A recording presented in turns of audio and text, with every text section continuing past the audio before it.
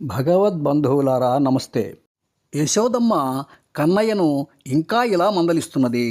ఏమాత్రం భయం లేకుండా నీళ్ళలో దిగుతావు, బండలో నెత్తుతావు, మట్టితో ఆడుకుంటూ పైనంతా పోసుకుంటావు, స్తంభాలను కదుపుతావు, ఇతరుల నుండి స్వల్ప వస్తువులను యాచిస్తావు, పారే నీళ్లకు అడ్డుకట్టలు వేస్తావు, నాగలు పట్టి సేద్యం చేస్తానంటావు, గుడ్డలు లేకుండా తిరుగుతానంటావు. నీ ఎల్లరికి హద్దు లేకుండా పోతున్నది. నిన్ను నేను కట్టడి చేయలేడనుకున్నావా ఏమో చూడు అని ఆ లలన కట్టెరోలం లీలం నవనీత చౌర్యలీలు ప్రియా వాగ్జాలు పరివిస్మిత గోపాలు ముక్తాలలామఫాలు బాలు తల్లి చేస్తున్న పనిని ఆశ్చర్యంగా గమనిస్తున్న ఆ వెన్న దొంగను, మాటకారిని, నుదుట చక్కని ముత్యాల పేర్లు గల చిన్ని కృష్ణుణ్ణి యశోదమ్మ ఒక రోటికి కట్టివేసింది.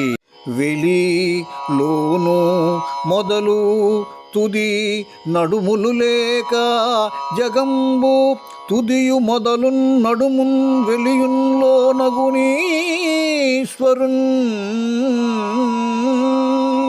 అలవడునే కట్ట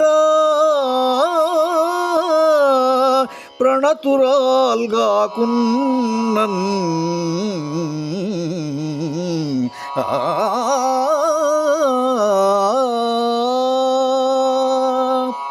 వెలుపల లోపల అని లేకుండా ఆది మధ్య అంతాలు లేని విశ్వానికి తానే తుది మొదలు నడుమ బయట లోపల అయిన ఆ సర్వేశ్వరుణ్ణి యశోదమ్మ గొప్ప భక్తురాలు కాకపోతే రోటికి కట్టడం సాధ్యమవుతుందా? భక్తవత్సరుడు కనుకనే కన్నయ్య స్తంభానికి కట్టుబడ్డాడు. చిక్కడు సిరి కౌగిటిలో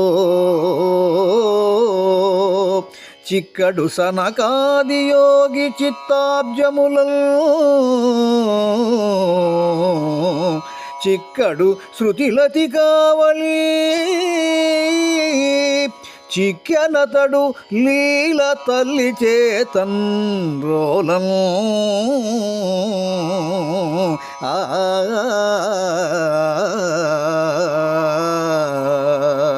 నిత్యానపాయినిగా తననే అంటిపెట్టుకుని ఉండే లక్ష్మీదేవి కౌగిలిలోనూ చిక్కడు, సనకాది యోగీశ్వరుల హృత్పద్మాల్లోనూ చిక్కడు, వేదాలనే తీవలలోనూ చిక్కడు. అటువంటి సర్వేశ్వరుడు లీలగా తనకై తాను తన తల్లి చేతికి చిక్కి రోటికి బంధించబడ్డాడు.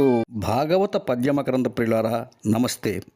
పోస్ట్ చూచిన వెంటనే ఒక లైక్ చేయండి, మీ మిత్రులకు షేర్ చేయండి, జై శ్రీకృష్ణ అని కామెంట్ చేయండి, ఛానల్ను సబ్స్క్రైబ్ చేసుకోండి.